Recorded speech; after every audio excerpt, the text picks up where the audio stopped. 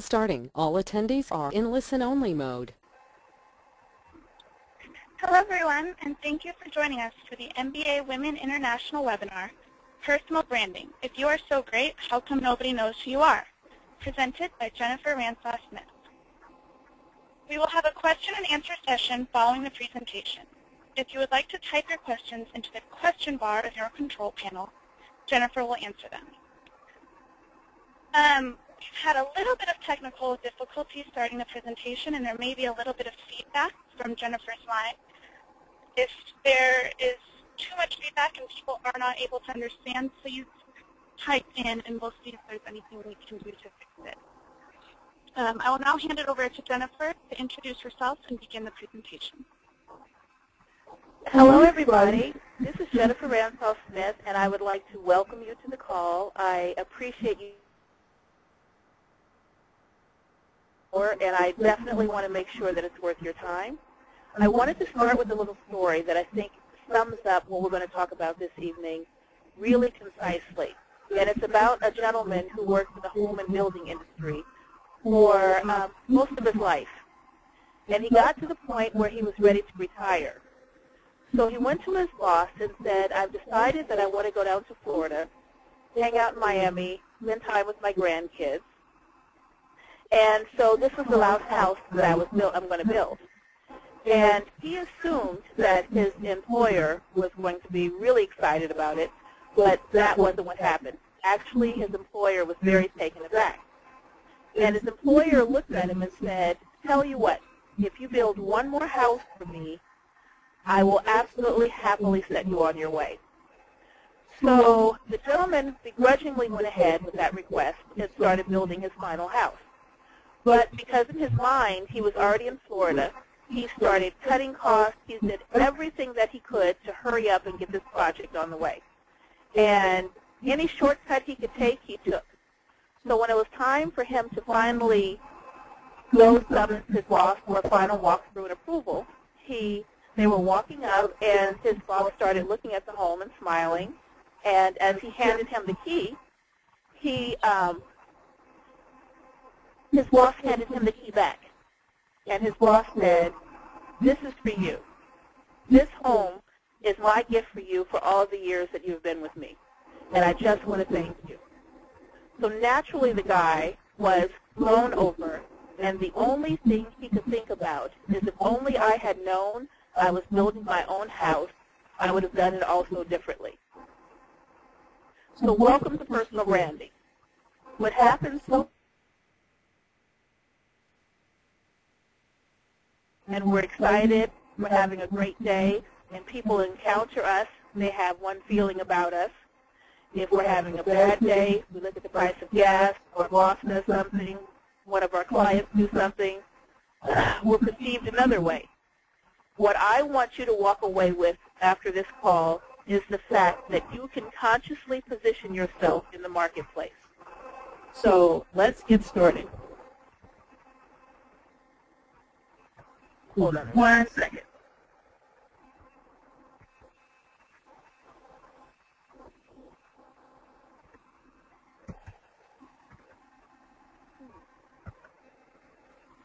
So don't just express yourself. Invent yourself. And don't restrict yourself to the off-the-shelf models.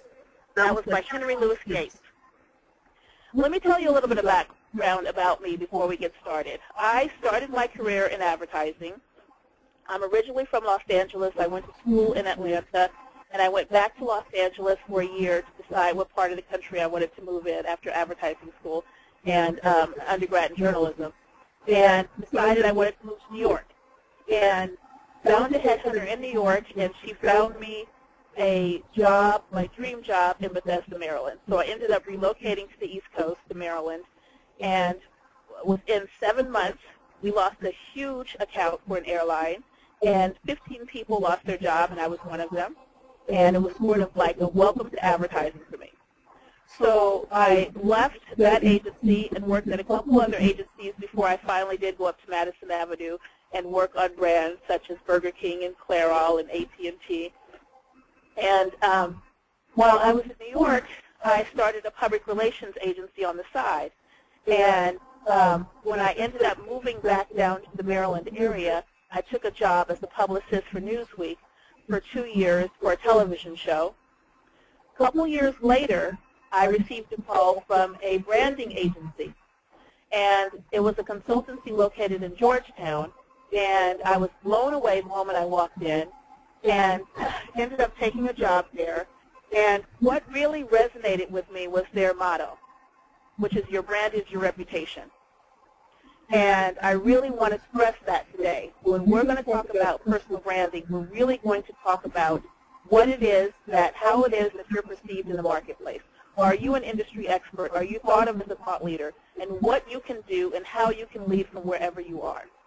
So I ended up going to this branding agency when we were branding companies worldwide, and I started falling in love with the thought of being able to brand individuals. This is like early 2000s.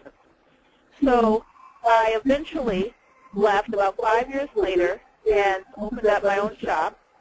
And I own a full-service personal branding agency called Brand ID Strategic Partners. And we work with clients from coast to coast, entrepreneurs and executives who want to position themselves as breakout stars in their industry. We show them how to leverage their skills. How do you become the person that people were talking about?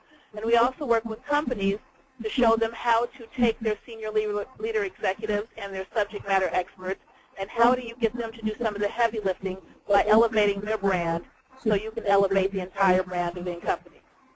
We're going to talk about the importance of personal branding and 8 steps to developing an effective personal brand, and we're going to talk about a couple examples. And then I'm going to take questions. So let me go back. So what is personal branding? In essence, personal brand, like I said, is your reputation. It is the mental real estate you hold in the minds of others, and it doesn't matter who you are. So that means that if I were to, let's just say you're a mother, and I meet you at the bus stop and we're at PTA, and I ask someone, tell me about Hannah, tell me about Sarah, whatever they say, that in essence is your brand. If I go into a boardroom and I say, who wants to work on this project, who do we think is the best fit for this, new business pitch? When they bring up your name, whatever they say, why or why not you get that position, that is your brand. If someone were looking to fill a board position, are they asking about you? So all of these things are how you're perceived, and the difference between, everyone has one, but the difference between successful people and everyone else is successful people consciously position themselves. They don't leave it up to chance. They get up knowing how you're going to perceive me. So it's a promise between you and your client or customer or anyone else about what they can expect about doing business and interacting with you. So do you have a reputation for always being late? Do you have a reputation for delivering on time? And the interesting thing is you can change your reputation, but it does take time, and it takes a really conscious effort. It's a way to be identified by what it is that you love and your core values and talents if you take the time to do that. And it's a reflection of who you are and what you believe. So what are the benefits? The benefits of having a really fierce brand is you're going to attract the right kind of opportunities. Your phone should be ringing because people want to work with you. I remember having a conversation with someone about Google a long time ago, and how Google was talking about when they recruit people, they know that within a short period of time, most of their employees, the phone is going to be ringing off the hook with recruiters from around the country who want to poach their people, and that's fine, because you can leave there from a mid-level position and go somewhere else and end up heading that company. But successful people are not in a position where a lot of other people find themselves. What most people do is you start trying to work on your personal brand, reconnect with your network, let people know who you are when you most need them. For successful people, it's an ongoing thing. And so I really want you to think about that. It creates top-of-mind status. And here's something that's even more important. It increases your earning potential. When you're a leader in the industry, you earn much more. When you're a specialist, you're going to earn much more than someone who's a generalist. So wherever you are, whatever company, start thinking about how you can position yourself. I remember I was speaking, this is some years ago, but at the National Association of Administrative Assistants or whatever. I think that was the name of the organization. But I mean, these are administrative assistants who a lot of them were like, well, we're at the bottom of the totem pole. And after we had our conversation, they were able to see that a lot of times they're the ones who are backbone for an entire company. There are a lot of CEOs and senior level executives who cannot lead without having their administrative assistant right there by their side. So it's all about understanding your value and what you bring. And we're going to talk about how to really get that out there. When it places you in a leadership role, it provides greater recognition, and it increases your credibility and prestige when you are an industry leader. What's it not going to do? Personal branding will not cover up incompetence. And it's not going to work if it's a lie. You can't get on the bullhorn and say you're going to deliver something and not, especially now with social media, because things have changed so drastically in the last, even in the last 5 years, in the last 2 years, with Twitter and LinkedIn, that people spread the message. So your reputation basically speaks for itself. And branding takes time. It's not going to work overnight. If you look at the most successful brands, it is an ongoing effort to really start doing that. But if you change the trajectory and just slightly pivot it in a certain way and decide this is where I'm going and this is what I'm going after, it will absolutely work if you can promise to deliver what you say you are. So why effective personal branding is so critical? Because it allows you to be aligned with your core values. And it positions you as an industry leader, pulling in more clients and unexpected opportunities, and it helps you create laser focus. It draws to you the right kind of people. So let's talk about the strategies to help you, each and every one of you on this call around the world, become industry rock stars. It all starts with internal branding and the mindset. If you don't think that you're a rock star, you don't think you're great, neither am I. That's just the bottom line. How do you currently view your brand? You will be amazed at how many people, if I'm having a conversation with clients, and a lot of these are leading experts when they come to me. Most people who come to me are already ridiculously great at what they do. You know, credentialed, educated, I mean, it doesn't matter, but a lot of people are coming to me already pretty fierce. And so I'll ask them, who are the top people in the industry? Who are the game changers? Nobody says themselves. You know, nobody even thinks of themselves that way. You have to start believing that you're a game changer at what you do. What are the things that you tell yourself? What is that self-talk? Are you stopping yourself from opportunities? All of that has to do with it. It's a way that we exude. Do you consider yourself a thought leader, a game changer in your industry? Have you ever even considered it? Do you hold back, waiting for permission because you're unsure of yourself? And do you find yourself looking for outside validation? These are the things that, whether they were all yeses, some no's, a combination, that I want you to be aware of, because you're not going to act on opportunities. You're not going to go after certain things. You're not going to connect with certain mentors. You're not going to do certain things if you don't feel worthy, if there's any disconnect in your self-worth. And so if that is the case, it's just switching on that light switch so you can be aware. So from now on, you know that this is an area that you need to work on. What do you want to be known for? So now is the time to start creating a clear vision for your brand. And what is your end goal? Is your end goal to be a thought leader in your industry, an author, a public speaker, a writer, the CEO of a company? Do you want that opportunity globally where you're heading a division? What is that goal? that you're going after as you start consciously positioning yourself for opportunity?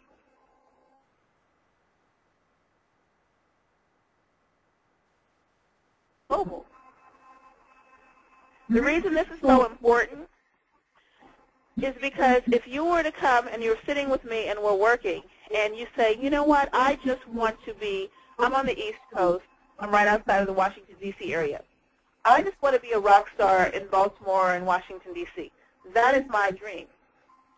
So that's a very different strategic plan than someone who says, you know what, in the next 3 years, I want to be an international speaker in my area.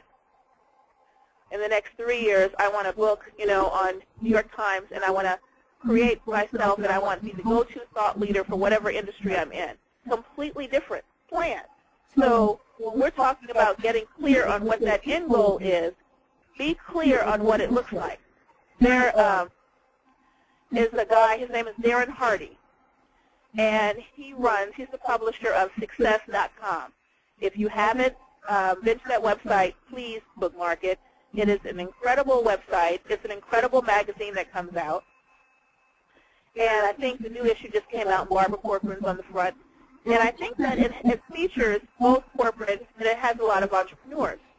But one thing that he said, and it comes with a CD, so I'd highly recommend it because I definitely believe in utilizing the time that you're in the car to really start educating yourself and positioning yourself.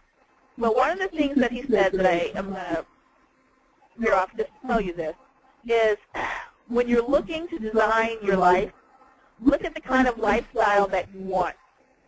He said a lot of people make the mistake of saying, oh, I want this job, and fitting their life around whatever position it is.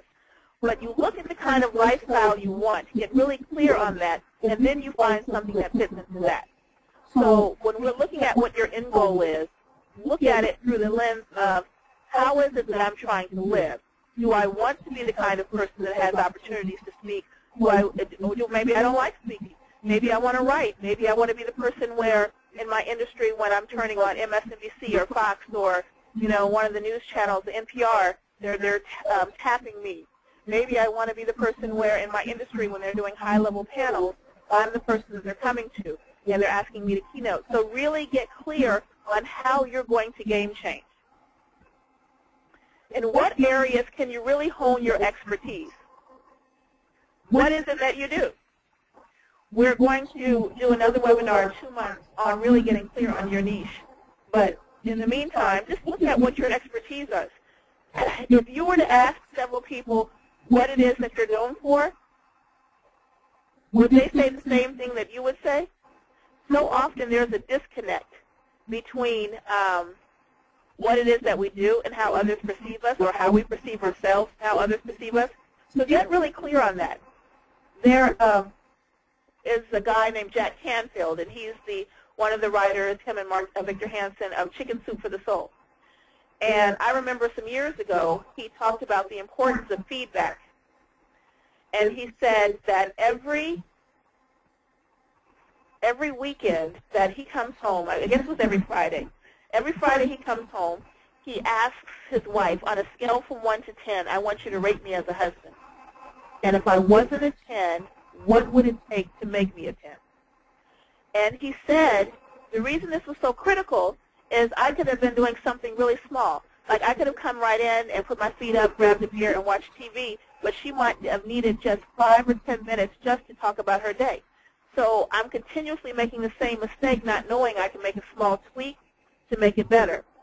So the reason I'm saying that to you is when you're really clear and you start getting feedback from other people on how it is that you're positioned and what your area of expertise is, then it's going to help you shape it better so people unequivocally know what it is that you're known for. When you walk in the room and someone introduces you, someone I want, and I pretty much am sure that most people, because I've spent a lot of time, someone's going to say, here, I'd like to introduce you to Jennifer Ransaw Smith. She specializes. If you want to have someone help you raise your brand, if you want to elevate your visibility, this is who you need to talk to. Pretty much most people who introduce me say around the same kind of thing, or better than I would have said it.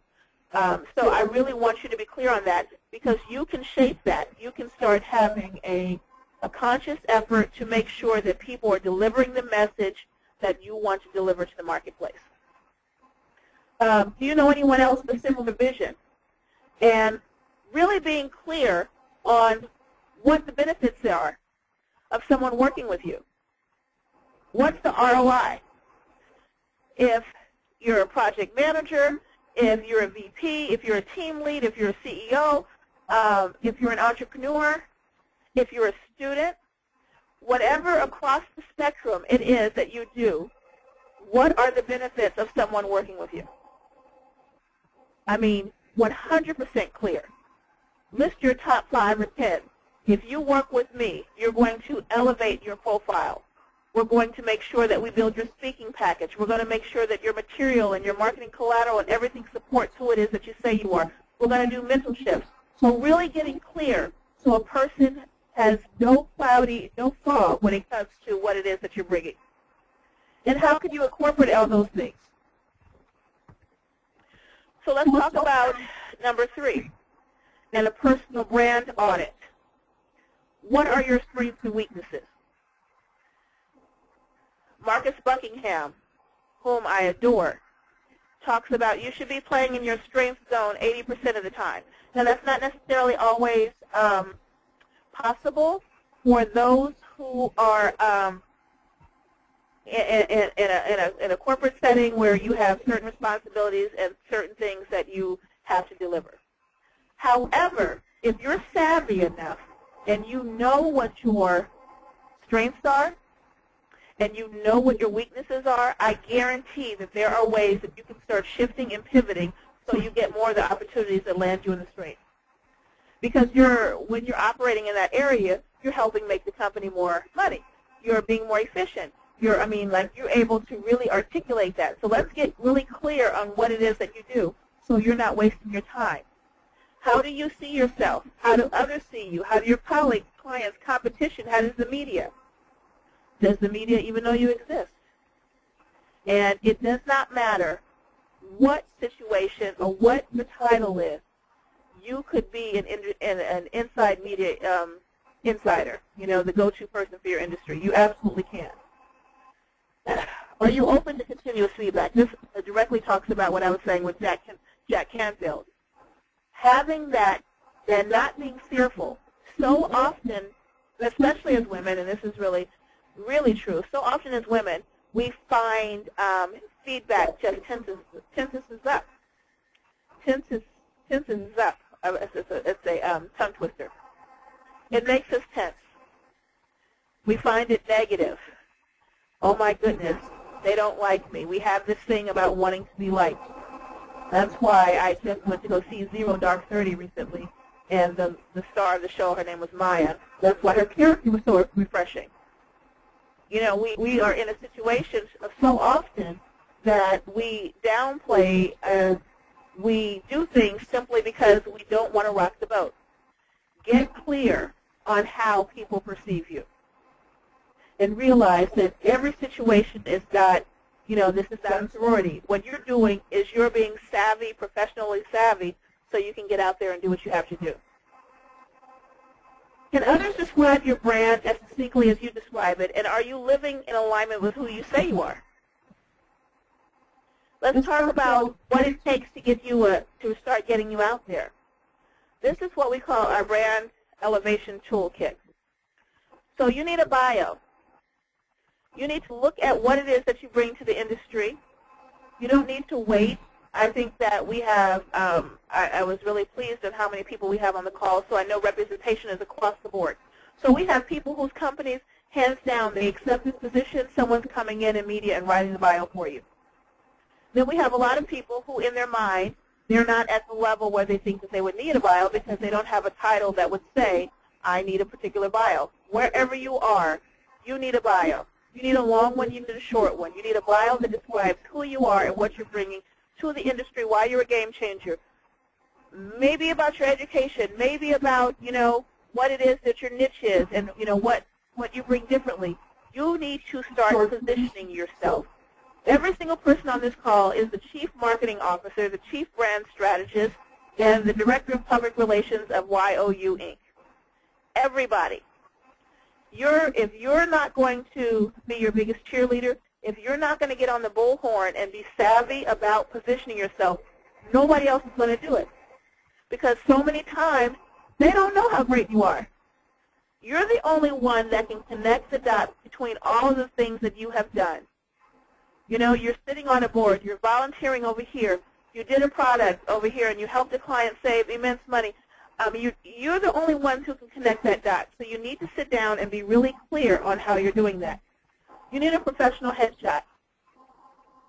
And by professional, I mean professional, not your girlfriend shooting it. You need to start stepping into the role that you want to be perceived as. I had a conversation with someone who's a client of mine, and we were talking about someone else in the industry, and she has, her career has completely taken off. And my client said, I remember when she was a client of mine. And she said, it's so interesting is that when she first came out, she had a headshot that looked like it was shot at Barbizon. And she said, now everything is just, I mean, you know, so professional and up-leveled and elevated, and you're just like, you know, on the roller coaster with her, like, oh my God. So it really is a positioning thing. You can have someone sitting there, whether they're an event planner, whether they're someone who's looking at the local board, reading your stuff, and automatically dismiss you because you look amateurish. Don't. Step it up. Start thinking in terms of getting together a media kit. Start thinking in terms of taking your knowledge and getting out there. I'm going to talk about some examples of people who've really done it, but I want you guys to start thinking about that. You need a speaker sheet. Pretty much, unless, this is the interesting thing. The interesting thing is that public speaking is a thing that most people behind Spiders, or maybe even before Spiders, hate to do. But it is singly the most effective way to get out there and position yourself as an expert. It is tremendously effective for you to get on the stage and talk about personal case studies and share insights. It's tremendously effective for you to get on the stage or do a breakout session in your area of expertise and talk about some of the strategies that you use to make your team, to make your company, to make your division that you're working with more effective. And so what that starts to do is it starts to shift the way that you think about yourself. It starts to shift the way that all of a sudden you're not just on this team, you know, you're looking around, actively looking around for strategies and things to help you. So I want you to start thinking in terms of that. Start saving your client testimonials. Start being aware of where a client comes, where one of your customers come, where a situation internally, externally, where it starts when you step onto the, you know, the game, the playing field, and where they end up when it's time to, when the game is over. Just start paying attention to that, because then you're going to start acting and behaving a different way. So let's look at who your optimal, ideal target audience is. When you're clear about who your people are, then you don't waste a lot of time. I remember years ago hearing about the Volvo marketing team. And I can't talk to you guys directly, but I bet you if I were to say, what is Volvo known for, pretty much everybody on the call would agree that Volvo has a reputation for being for safety. You don't see 18-year-old boys running out and saying, oh, I'm turning 18, let me get a Volvo. You don't have people in the inner cities in urban America. It's really a suburban car for moms, dads. Moms get the Volkswagen and throw it on the kids. Now you have the SUV. But that's the reputation of Volvo. And it wasn't by accident. The marketing team, what they did was they decided to put together a prototype of who their ideal or optimal client was. So they designed, they said, okay, here she is. This is how old she is. This is who she's married to. This is what her husband, say he does IT. This is the suburb that she lives in. She has 2 kids. She has a dog. She's at the country club. Here are her issues. They knew her backwards and forwards. Every single person on this call has gone through, in order to even have your MBA, you've gone through this stuff. You know all this stuff. but so often we don't apply it to ourselves. We walk into the company, we roll up our sleeves, and we do it for our clients. We make things happen for our clients. So we go out, we give them the competitive advantage, and then we go home and we're a victim. We don't do it for ourselves. Who are your people? If you decide what your end game is, who are your people? Who do you need to target? What companies, what organizations do you need to be affiliated with? And start, even if that's not your position right now. You could be in a position and know, this is not the industry I want to be in, and literally start pivoting to where you want to be by shaping your thought leadership and moving in that direction. So we want to think about the conferences, the associations, the trade associations, what their issues are, what keeps them up at night, because that allows you to swoop in and start answering the questions. Who else is competing for their loyalty? Who else is in the industry that you're competing in and doing a really good job? Pay attention. Start elevating. This goes back to the mindset. Start elevating yourself in your own mindset, and you're going to be blown away by the things that all of a sudden you start seeing. Answering how you're going to be able to service them above and beyond. So I want you to start thinking about how you're engaged in the industry. So you're already in an association, you're on this call. But really start looking at what associations you're involved in. Here's what I would venture to say. I would venture to say that 80% of people, a lot of people, are involved in associations, especially professional associations, through their companies. What I want you to do is start identifying all the places that you need to be, whether your company stamps an approval on it or not, that you need to be, and start making that happen. Are you a committee member? How actively involved are you? The whole thought of this whole seminar or webinar is we're trying to elevate your profile. We're trying to shape you and make you a game changer in the industry, and that doesn't happen behind the curtain. We need you to get out there. We need you to be on committees. We need you to get on boards. We need you to shape rules and regulations and policy. We need you to roll up your sleeves, raise your hand, and let people know that you're there with an opinion. Your industry publications, same thing. Just do an honest assessment of when we talked about who your people are. You should be getting every single publication from every industry that you're interested in. And I'm not saying do multiple. I'm saying like find your niche. But within your niche, whatever that niche is, don't just join the biggest. Look at what's out there. Read what people are doing. Study the case studies. Start immersing yourself like you were doing when you were in grad school in elevation, in thought leadership, and how you're going to position yourself and how you can shape yourself a little differently. So are you writing articles? Are you writing columns? Can you see if, can you start pitching and seeing if you can get an opportunity to write a monthly column or a quarterly column from your perspective? Are you attending conferences? Are you looking for opportunities to keynote? Are you looking for opportunities to do breakout sessions?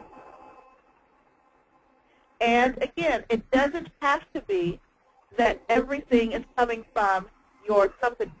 What I want you guys to start realizing is you're in charge. Not, someone who could literally walk in the door and say, you know what, we've lost the company or we're having a merger and you no longer have a job, and there were a million opportunities that you had that you didn't take advantage of. So I want you to look for opportunities to start shaping your expertise.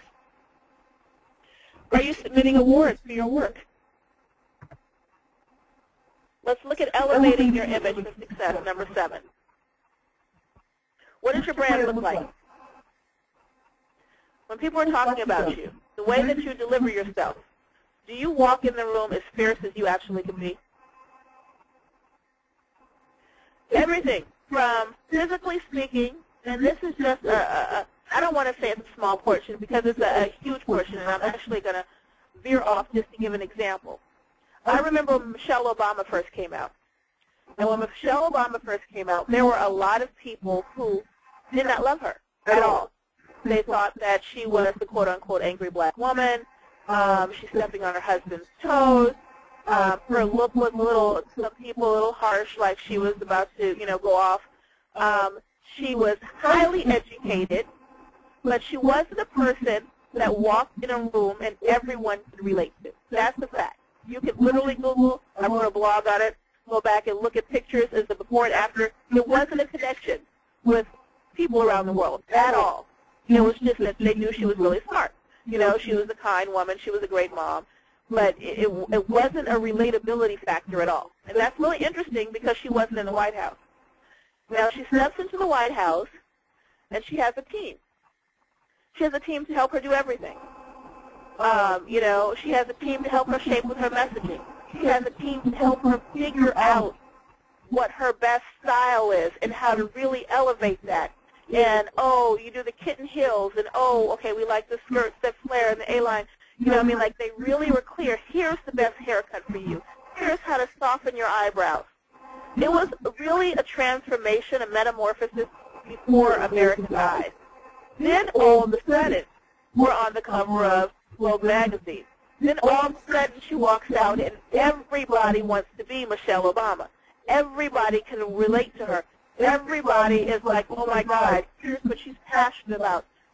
The thing is, she's not the only one who can do it. You get the right people, you start really looking at what it is, how you're presenting. There's a reason that when Oprah used to do her makeovers, everybody would sit there all dreamily and pray and hope, oh my God, maybe she'll call me. Don't wait. Figure out what it takes. Figure out who the best people are in your area or that you have access to and make it happen. So when you start feeling from within that you're your fiercest self, guaranteed, it changes the way you walk. It changes the way you talk. It changes the way that you're perceived in the marketplace. And even though people like to act as though it's a superficial thing, it is game-changing to walk in and feel like you are, on top of the world.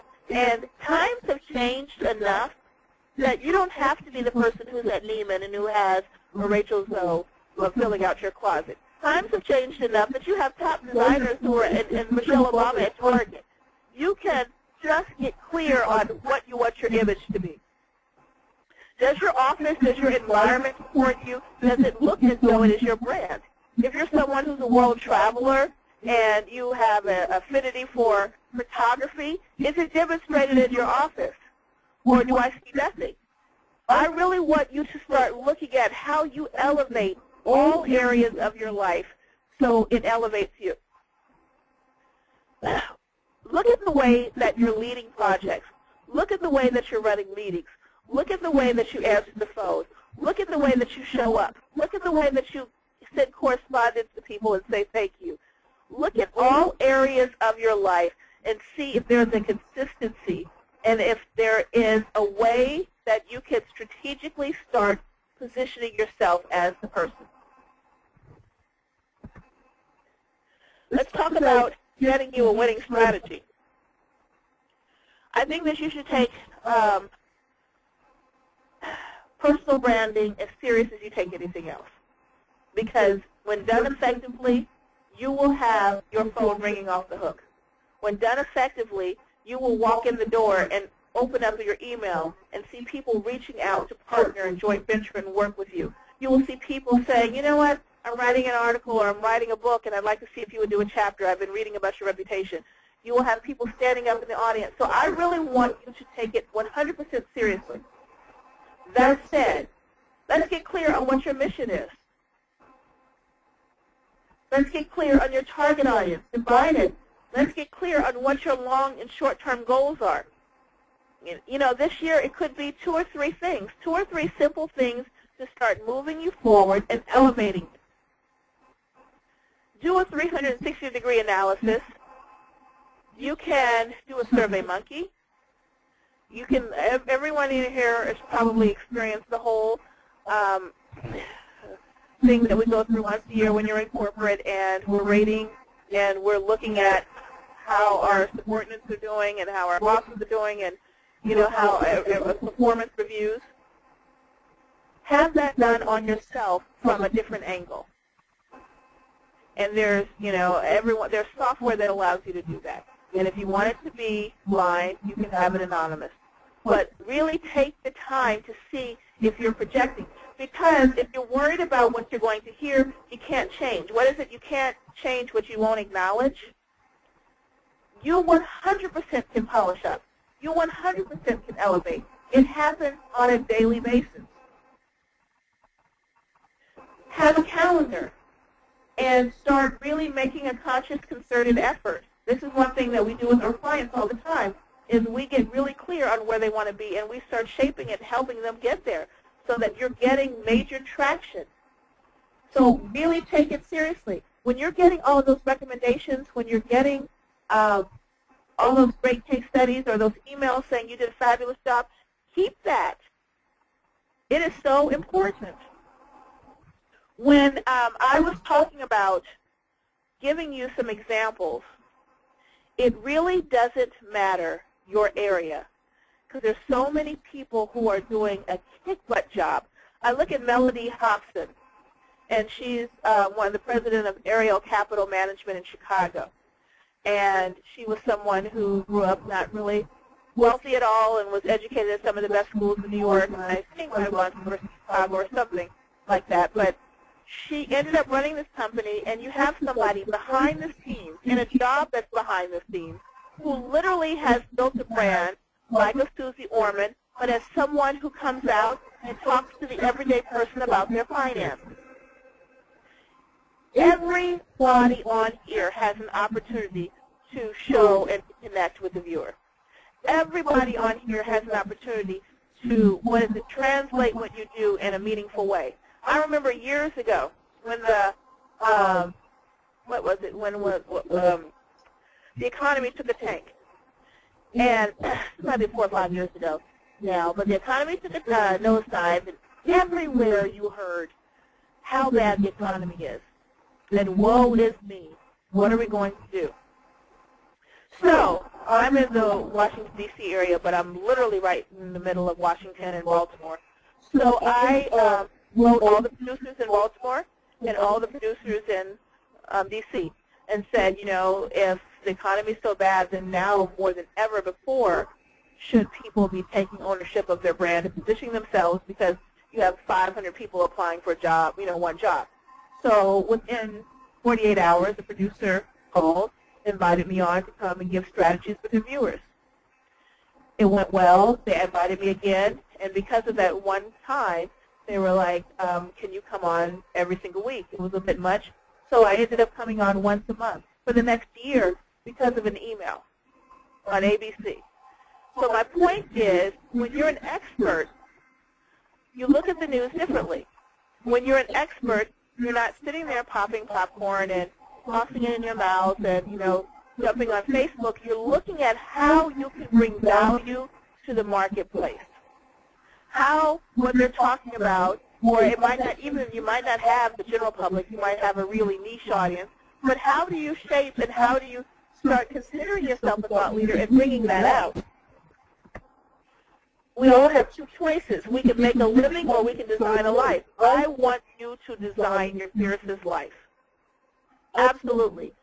You are armed with an amazing degree. You're in probably one of the best positions ever, because you have the knowledge, you have the skill set to get out there and change the game in your industry. Start with believing in yourself. So what I want you to remember is you are your biggest asset. Investing in yourself is the best 401k you will ever have. It cannot be taken away from you. So really start looking at that. Really start looking at your development. Really start saying, what am I doing to build myself to take it to the next level? Doesn't have to mean that you're jumping in the most expensive conference if you don't have the budget for that. It could mean that you're jumping to the library and checking out the 10 new books that come out on your area and becoming extremely savvy about them. I want you to realize that you're in a position to create an expert status. Start considering yourself an expert and a thought leader. Start asking yourself, why is my industry better off because I'm in it? What do you bring to the industry? Are you just in there taking up air and waiting for the next opportunity? And if that is the case, be really clear on that and start getting clear on where you would rather be. Because you can start pivoting on your off time. You can start writing articles. You can start connecting with people. You can start moving the trajectory over to where you would rather be than staying where you are, uncomfortable and happy, and not doing anything proactively about it. I want you to get clear on what your strongest traits and skills are and operate in them. I remember when I was in corporate, I was the go-to person for new business pitches. I was amazingly creative. My career had been, like I said, writing, advertising, print, and radio, and then doing PR. So on the creative aspect, hands down, I probably had it on everyone. That was my area of focus. But after years and years and years, I still can't operate a cell on Excel. And I remember they hired someone to come in for 2 days to show me, and I still don't know what a cell is. It made more sense to turn it over to other people, what we all eventually realized. So you can have someone like me sitting there trying to figure it out for 2 days, or you can have someone where that's their strength, do it within 15 minutes, move on, while we're out doing something else. Get clear on what it is that you're just not good at, what it is that you might be good at that you hate doing. Because if you hate doing it, chances are you're doing everything else but that, and then look at what it is that you love doing. And so you can make sure that your daily activities are in alignment with what those core values are. Be consistent when it comes to your personal brand. Personal branding is all about consistency. 100%. You knew that when you turned on Oprah, you knew what to expect. It was aligned with her core values. For example, she loves books.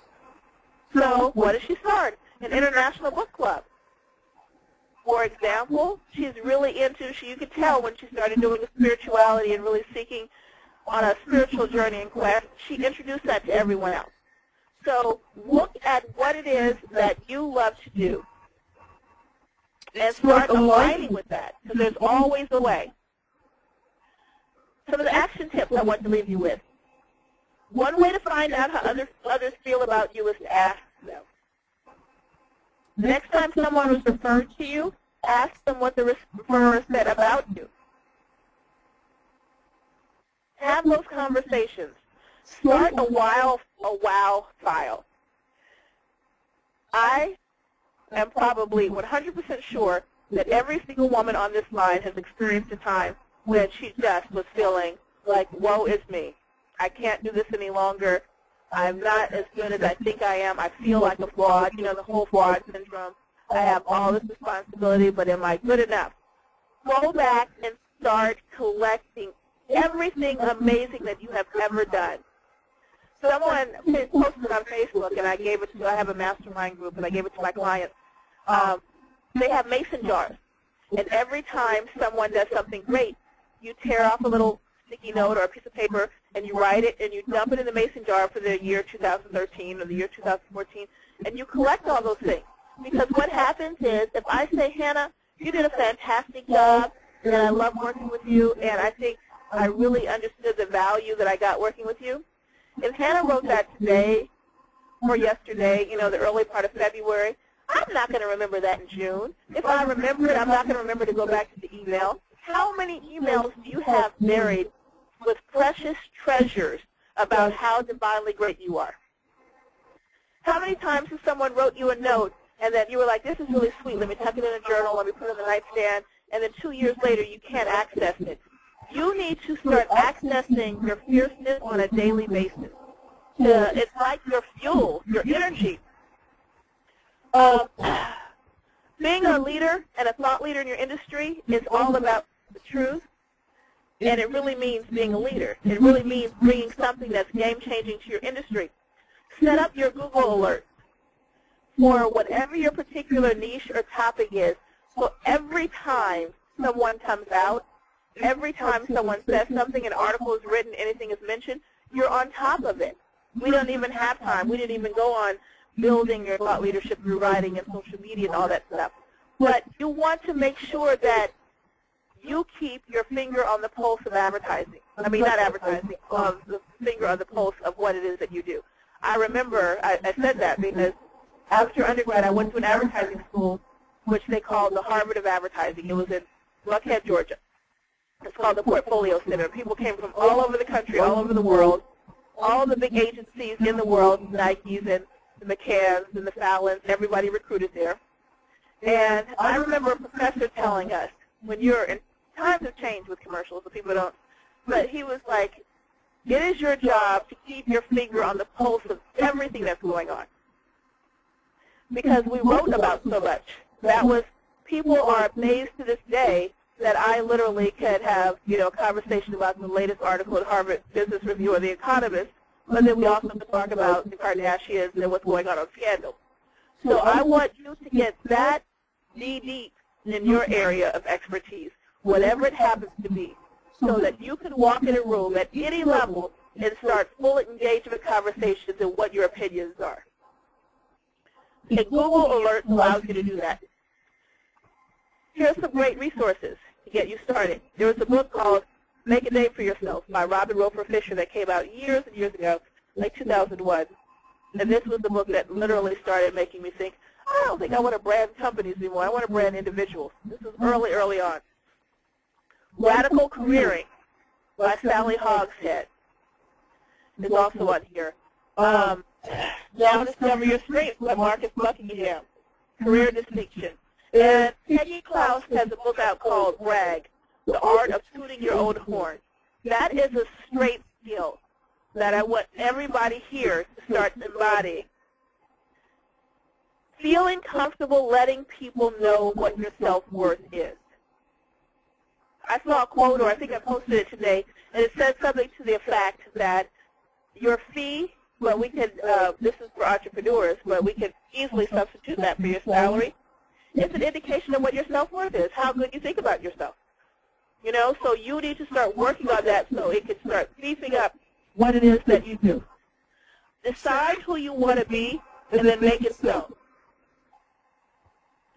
I want to conclude this. I have a company called Brand ID, Strategic Partners. You can find me on the web at brand, B-R-A-N-D-I-D, S-P for strategicpartners.com.